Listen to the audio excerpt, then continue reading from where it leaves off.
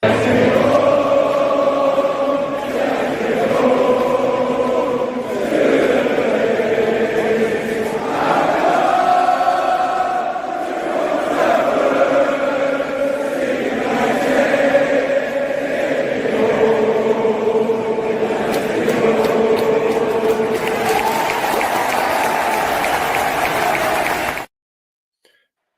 everyone, and welcome to the Man United Agenda. It is Thursday. We're almost at yet another weekend, just one more day of work to go, and there's quite a bit to talk about today. The Man United Agenda Twitter admin was a bit cheeky today, and he put out a question. He says, where does Bruno fit with the likelihood of Cunha and Mbeumo being in the starting positions in his favourite position? Which has given rise to tonight's show.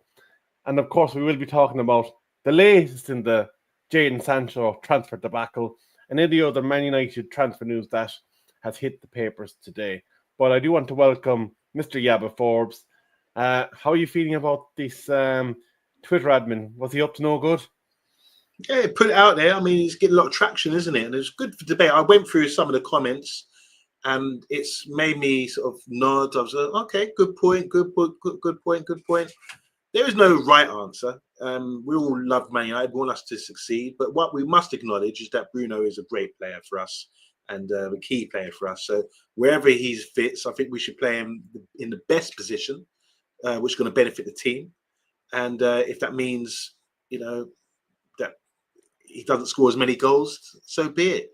If it means him playing as a 6, so be it. If he plays playing as a false 9, we're going to talk about all this tonight. But I really want to know what the guys in the chat feel about it as well, because it's a good topic and it's a good discussion as well, because we're trying to fill gaps. We're trying to pick up best 11 already, but we know we need a couple more players or 3 or 4 more players to really feel comfortable going into the season. So yeah, 4K by the way. Let's do that. Yes, indeed. The road to 4K subscribers does continue. We would like to welcome you, whether you are joining us on X or on, of course, the Man United Agenda YouTube account. If you would be so kind, give us a quick like, maybe a share and subscribe. It does help the channel immensely. It's free to do, and we do appreciate all our supporters. So, speaking of the supporters, let's say a quick hello on who's in our YouTube. I am Titanium, Andrew Williams, the big man Solo, and let's see here. That's everyone that said hello so far. But and here's Chat Sports. We're just at the very end of the hello round. Welcome, and also welcome to everybody that's watching on X. So without further ado, let's get into the meat of the system. Now, there is some license taken in the lineup that I'm about to put up on screen. Partly based on rumour of transfers and partly based on conversations that have happened on the Man United Agenda over the last 2 weeks about these various positions. So let me just throw this up on the pitch. So the goalkeeping position, at the moment, we put in Costa there. It doesn't mean that we're going to sign Costa, but it's obviously clearly a position that we need to upgrade possibly during the next window, possibly next summer window.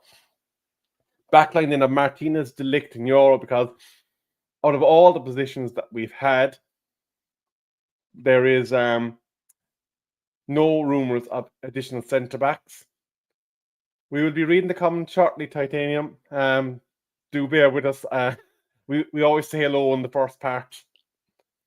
So then on our wing-backs, Dorgu and Ahmed. Assuming then Mbeumo gets completed, we have Cunha and Mbeumo on those 10 positions. And then, of course, we have that question of the striker, the number 9. And obviously, again, it's a position that has been debated about. Rumours of Gyökeres, Osimhen, Ekitike. There's plenty of people that have been linked to the club. But the one that we're going to talk about first is, regardless of who's up in the 9th spot, regardless who ends up ultimately being in the 1 spot, Cunha and Mbeumo are going to cost a combined £130 million, roughly. You're buying them surely to start. And if that is the best position of Bruno Fernandes, how do we then adapt a team where we can still get value out of United's most efficient player in terms of goal scoring creation and whatnot in the last couple of seasons without compromising the integrity of the Man United spine, because there has been a lot of questions of whether there's frailties in Bruno's defensive game. And with Casemiro likely maybe to depart as well, who could actually do a job next to him that would be able to cover those frailties? So, Yaba, if you're willing and ready, I will throw the floor over to you. No. So let's go to the comments in that case. So Andrew Williams is saying, Bruno not exiting the club in May will be the biggest regret that we've had in the next 5 years. It will tarnish his legacy and we'll see Amran sacked by the end of the year. Interesting. Titanium saying is, we don't talk about Bruno. Andrew Williams saying hello to Bilal. Solo, we should have sold him for 100 million.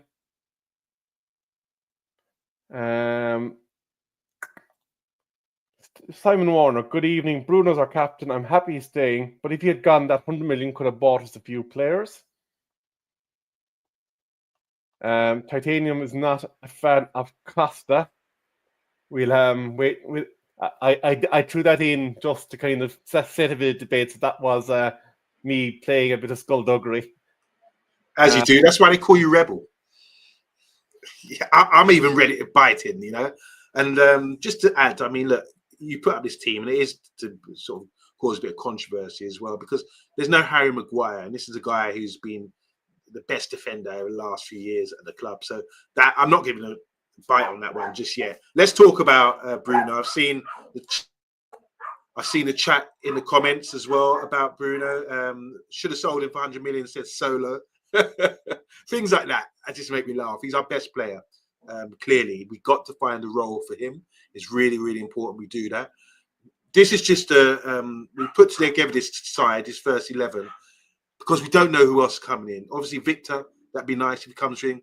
A goalkeeper, yeah, that'd be great. But we don't know who's going to fill in the gaps. But when we talk about Bruno, he should be the first pick in this side. Now, I know Mr. B's and yourself, Rebel, have an issue about playing him in the number 6 because we feel he vacates the position. He's not responsible enough, and that will make us vulnerable. So while we got Agate as a partner there as a number 6, we feel that we're not strong enough. As I saw with Andrew Williams saying, this side won't get top 6 because of the midfield. We saw it last season, Casemiro and Bruno. Yeah, if you're talking about all time and when they're in their peak and all that kind of thing, their pomp, maybe that could work. But as for now, it's not going to work because Agate and Casemiro don't really fit the bill. We need someone bigger, stronger to hold that position at the moment. And Bruno needs a bit more support. It's either two things. We get a better player than Agate and Casemiro, or we ask Bruno to be a bit more disciplined. And he doesn't seem to be able to do that. So then you ask yourself, can Bruno play in the number 10 position? Well, we've got Mason Mount, we've got Cunha, we've got Mbemo probably coming in. It's going to be tough for him to start in those positions because I'd rather start Cunha and Mbemo. They look like the two guys, new signings, big money. They have to be first teamers. Then you look at the striker position and saying, can Bruno play as a false 9? We've seen it happen before. Fabregas played in that false 9 position at Barcelona. And players like Messi as well have done that. So it's all up for debate. I'm not going to give my decision just yet. I'm just putting it out there. I'm just going to ask you as well, Rebel, what are you leaning towards here? Because you accept that Agate and Fernandes has its problems. Absolutely. And I'm going to kind of lean into a few of the comments because they do kind of reflect what I'm thinking. Now, I just want to say that team is based on the transfer rumors as well that we're being hearing. There's allegedly an offer on the table to Casemiro to go to Saudi League, and I'm assuming that that's going to be the case. Now, is there a role from next season if we do not get another proper defensive midfielder? Absolutely. And if we're not replacing him, I would be against selling him, even if we aren't going to be able to get any residual transfer value from him next season. He definitely would be more valuable to us in the absence of an incoming than obviously not getting anyone and selling him. So if we aren't signing anyone, absolutely, I would recommend keeping them. We haven't heard any rumours other than Douglas Luiz about central midfielders, so that's to do with the Sancho transfer conundrum that we'll talk about later. Yeah.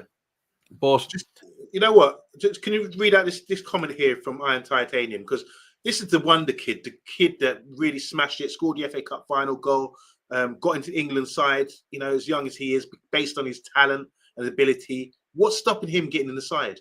Whereas a 10 or a 6, this guy has to be considered as well. And he's the forgotten man. It's like all of a sudden we've turned our back on him and forgotten how good he was. I remember Roy Jones used to say, you must have forgot, you know, because people seem to overlook him, as talented and as great as he was when he was in his pomp. But Kobe Mainoo is a good shot. And I myself am guilty of neglecting him sometimes and forgetting about him when we're having this conversation. So big up to I Am Titanium and making us remember that Kobe has to be considered as well.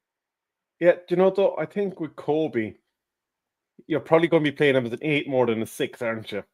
If you are going to play him a bit further back. So let's just tease out what that means.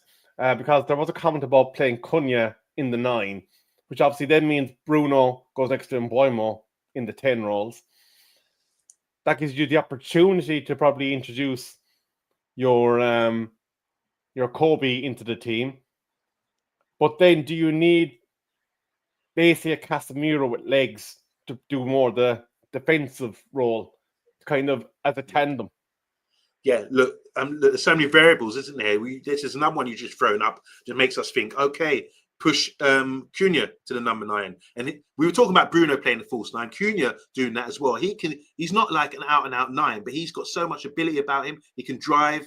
He can get on the end of things, he can dribble, he can link up the play. So he's got a lot. He's a very difficult customer if you play in that position, because he will just find himself space around the centre backs, you know, peel off them and drag them out of position and get these guys, Bruno behind him or Kobe and Mbuemo, exploiting the space that he leaves, because you have to pick him up. You don't want him turning. So a player like Cunha is so good.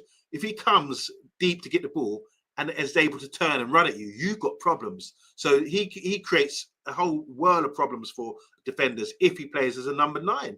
And I think it's possible. We've got enough people doing work and running beyond him, and him linking up the play, that is something that could be dangerous. It's just like when we look at someone like Xerxes. If you consider we don't buy a number 9, and you know, Mr. B, what he says about our false, our -9, Rasmus. But imagine playing a position. You have 2 players with similar abilities, with Xerxes and Cunha, playing as that 9 role, but they're the link-up player. They're not the sort of players going to get you abundance of goals, but they will help us link the play and bring other players into that. A bit like Firmino used to do for Liverpool. Unselfish work. And I think when you've got 2 players, similar capabilities like Cunha and Xerxes, that is something we have to consider, that those 2 could be the 9s. And then you can find yourself getting Bruno back in the number 10 position where he's really good. It has to be said, you know. So then you have to ask yourself, what do we do with the 2 6s? You've got Kobe Mainoo, you've got Ugarte, you've got Casemiro, you've got Kulia, you've got a guy called Kone, who we saw briefly. I don't know if you saw him in the pre-season game. Outstanding. So there's so much variable, so many variables we can talk about. It's just hard to know. It's just the manager's job, but we're here just to speculate. Absolutely. I just want to mention that Sola did tell us in the Man United in the WhatsApp group that he is Gareth Southgate in. Wind up. So but let's talk about a few more bits and pieces in terms of that lineup. There has been a cause for Heaven to get into that lineup that Martinez is too small and too injury prone. Now, I fully see a situation where possibly Heaven is the starting centre back for Manchester United by the end of next season, because when he was playing last year, even with the problems that we had, he looked very accomplished, very at home in the starting lineup in the Premier League. But I think you have to give the kid a chance to develop, basically take hold of that position, and I think it would be unfair of us to be naming him before the start of the season to be one of the number 1 centre backs in that back 3. But that does not mean that he won't be by the end of the season. or even by Christmas, because he is developing at a rate of knots. Yeah, he certainly is. I mean, look, you got to earn a right to play, and you got to fight for your place as well. There's going to be injuries, no doubt about it. Granted, we're playing less matches this year because we're not in Europe, so it's going to be tough competition. I think it's nice to slim down the squad and have sort of various amount of players fighting for a couple of positions. It's nice when you have a senior player like Martinez in there, and his understudy will be someone, you know, clipping his heels, ready to come in. We know, we've seen enough of him now to say this guy has got something about him, but I wouldn't want to see him rot on the bench based on having one game a week, for example, you know, up until Christmas, if we get knocked out of the League Cup. So it's really important that he keeps ticking over, keeps improving, and keeps getting experience. This is where the rotation comes in, the use of 5 subs as well. It's really exciting that we can be talking about this. But I always think it's better, even with goalkeepers, when to have the balance, you've got to have someone who's a senior, dead set number one in the position, and someone not of the same standard, not the same standard, but not of the same age and ability, but someone who's got the desire to try to topple that guy for that position. And that's what you have with Martinez and Heaven. You've got a guy that has to prove himself, Martinez, again, because of the injuries, knowing that he's been watching his left-footed centre-back who plays in his position, who can play football between the lines, is probably better in one-on-one situations, got a lot of confidence as well. Have we lost you, Abba? Here we go, sorry. No, I'm back. I don't know what happened there. A lot of confidence, good on the ball, and these two should be fighting it out for one position. A bit like De Ligt and Maguire. You got the same issues there.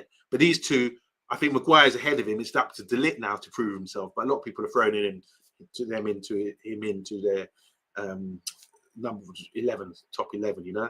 Mind you, look, we've lost Evans, we've lost Lindelof. So the defence is sort of slimmed down squad-wise, but it's competition for places. And it was great to see every one of these guys play.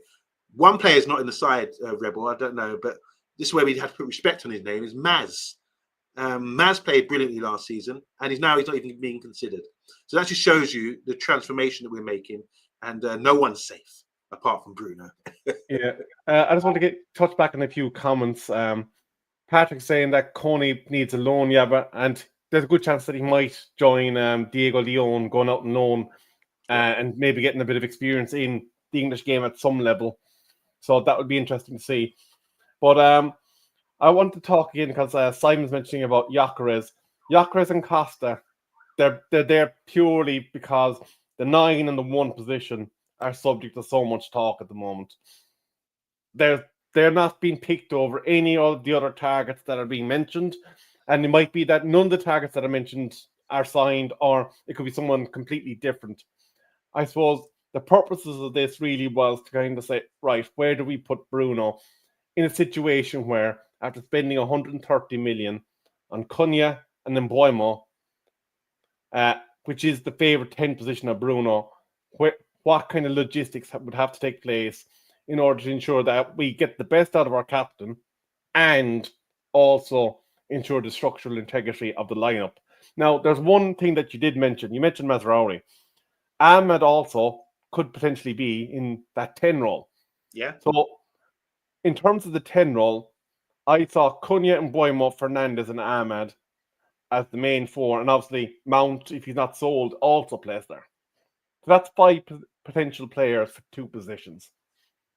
Yeah. And if Ahmed is pushed up into that 10 role, then you automatically put Mazraoui in there, maybe to offer a bit more defensive cover. Maybe that is the call, that Ahmed ends up rotating with one of those 2 every second game. Or if Cunha is pushed up to 9, that you'd see the 3 of them play. Like there's obviously multiple combinations that could be played there, but the real question is, what is the combination that would net Manchester United goals? Because I think that was the biggest problem last season, was we were not able to score goals. And we need to increase that by 20 to 30 goals in the Premier League next season? Well, we brought in 2 players who can get double figures, as they proved last season. Just talking about that, big up Chat Sports. He's saying, if only we can change formation. We're not going to change formation. I hear you, though. I feel you. But we have to, what I'm saying, we can't have versatile players.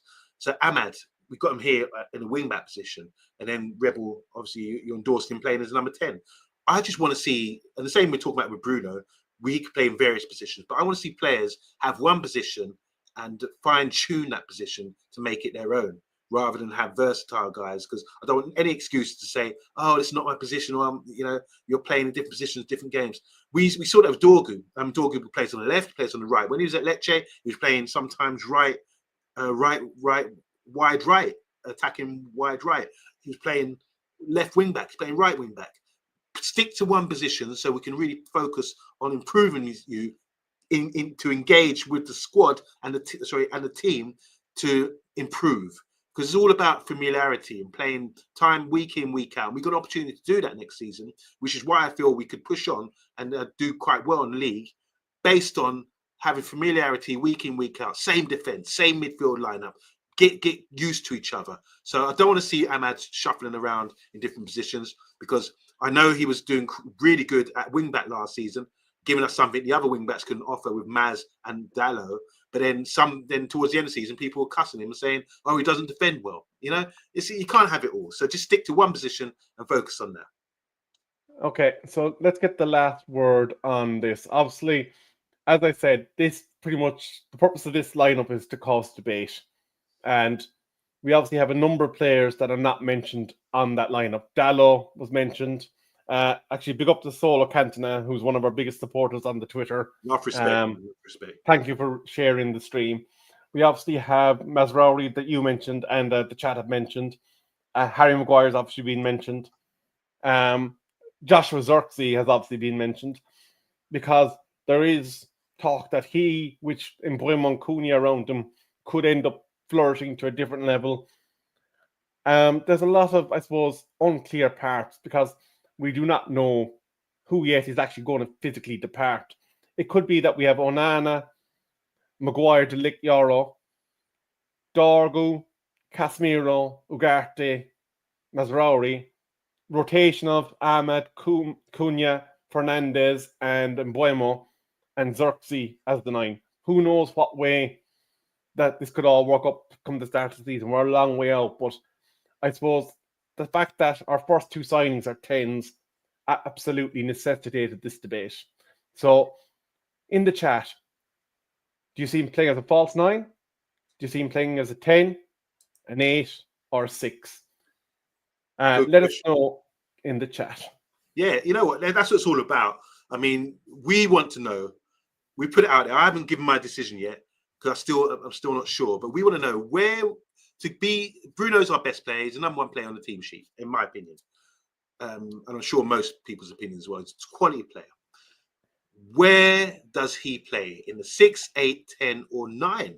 I mean, there's so many positions he can play. Don't forget, we're under Gunnar Ollie Solskjaer and Ten Hag, he was often playing wide right or wide left as well. Versatile player, brilliant player, dictates the play and everything else. My thing is this: I think he can play well as a 6, as he proved last season, and it give you up Cunha and Bremer to play in those positions as a 10. But he has to be a bit more disciplined and start using the ball more and stop drifting and breaking his block.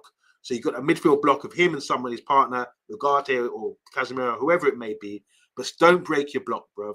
Just get the ball, pop it around, and dictate the play. Now you've got players ahead of you with Cunha and Mbeumo. Let them do the work. Let them be the creative force as well. You can do that from deep and help us in the first phase of play, second phase of play, and get the ball forward like that. So for me, I want Bruno in the 6, and that means getting a partner in, because I think, like you said, Rebel, we've got Cunha, Mbeumo, Mason Mount, and Ahmad as well, and Zirkzee, who could all play at 10 role. So Bruno, focus on your art, focus on your craft, learn that number 6 role. As you get older, you always drop back, in position. I started as a striker, I ended up as a centre back, because you get wiser and you can dictate the game. So I'm going for Bruno as a 6. I don't know what you think, Rebel. Don't know what the guys in the comments think, but that's my decision right now. Who knows? I might change my mind next week. But Bruno's a 6. That's where I see him for next season. I think one thing that is guaranteed is you're not going to see him up in the wing like you did in the early days, because that requires more defensive duties in that particular system. So you need him to be getting back. And as you said, if he drifts or cuts inside, that leaves a massive gap on that that flank. So I think the one position you won't see him is wide right or wide left anyway. But I would be much happier if he's playing in a 10. And if that means no striker and Cunha does a rotation with the other two that are operating in the front three, so be it. But if we have somebody that is of a caliber of Casemiro defensively, but a bit more mobile, I could see us getting away with playing him in the 6. But we do need to move on because we have talked for 25 minutes on this. Now, we will look forward to seeing your comments after the show as well. As I said, this is very much a lineup designed to cause chatter.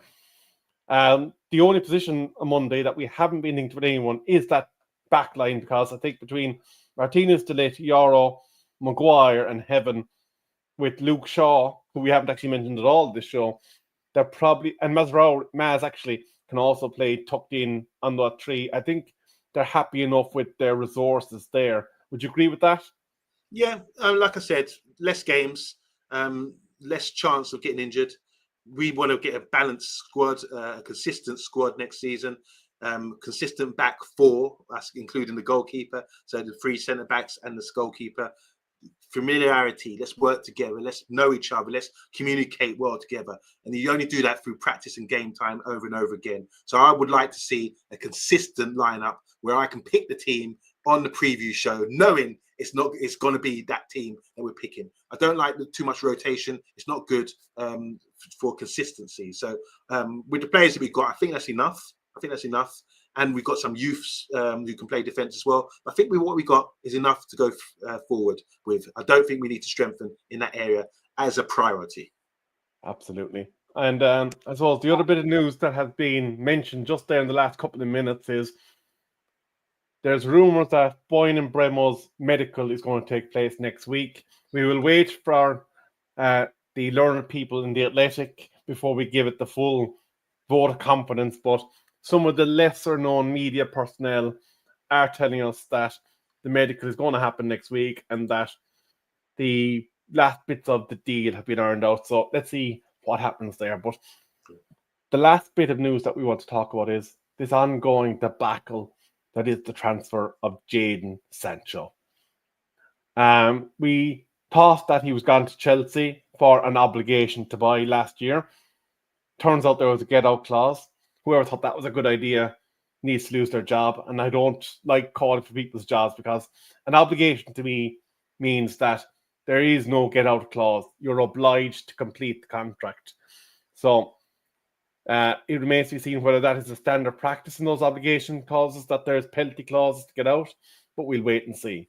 But the latest news is that Jadon Sancho has been talking to Napoli, he's been talking to Juve, and he's been talking to Fenerbahce. And the news that's been reported everywhere today is that once again, his wages are causing an issue. That despite reports this morning that Manchester United are willing to cover the 4.odd million gap for the year that's remaining in his contract. So that means that his wage for the last year of his Man United contract, even playing for another club, would be maintained. But it seems that poor old Jadon, in his head, cannot rationalise the fact that the market has shifted, that the contract that he got at Manchester United was an exceptional contract that was probably born out of ignorance by the people that penned it for him. He got very lucky with that, as did a lot of Manchester United players. Not his fault. Let's just call a spade there. But if he's going to be earning his lofty 250,000 a week for the rest of this year, the last year of his contract, what do you think is going wrong with the negotiations? Because this is the one about Fenerbahce, that they're working hard to get Sancho in. The fee with Manchester United is not an issue. However, the 10 million per year in wages is the real hurdle. They're hoping that he will lower his demands. This is the same story that's coming out from Juve, who apparently separately want to sell us the former Aston Villa midfielder, Mr. Louise, which would obviously provide another option in that 6-8 role, should we require it.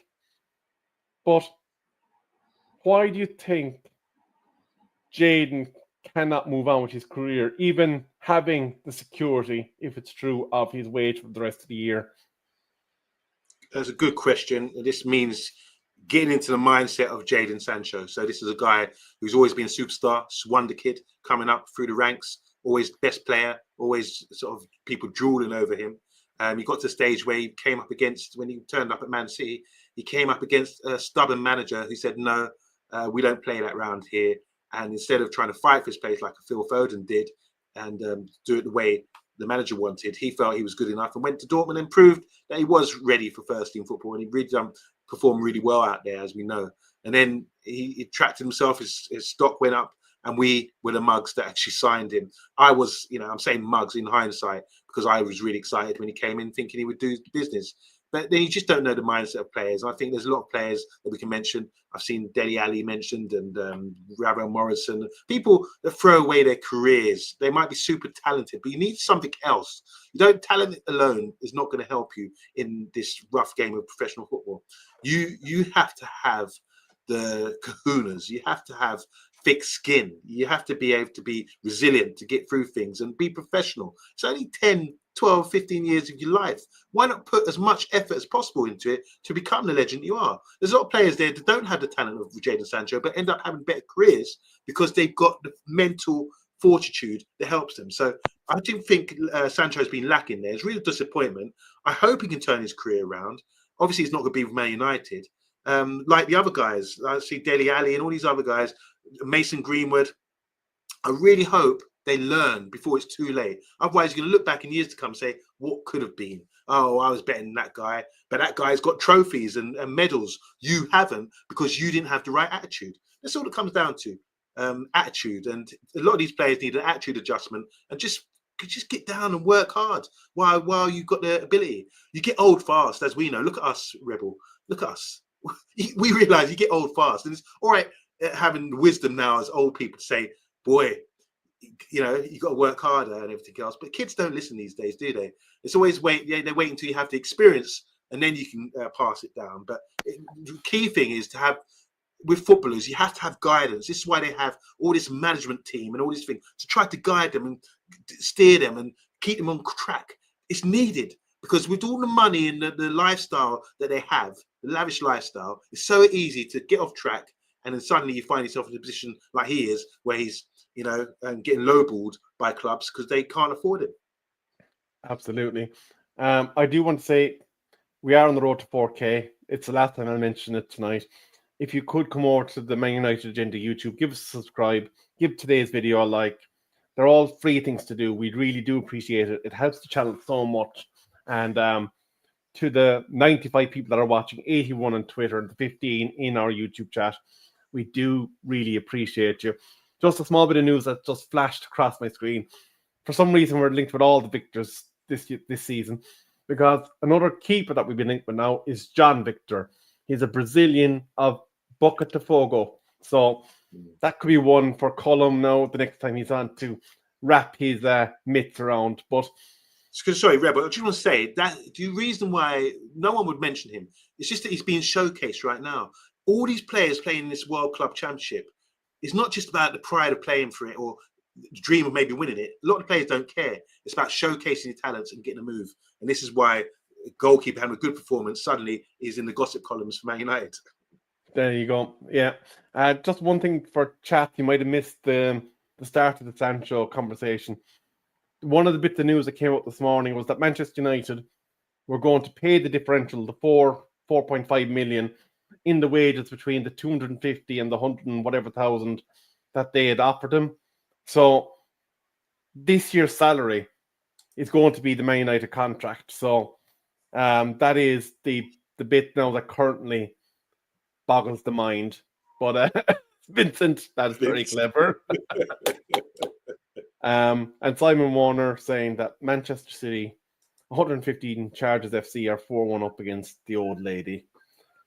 But what we want to see after the show ends is in the comments where you expect Bruno to play next season and what you expect the starting 11 against Arsenal to be.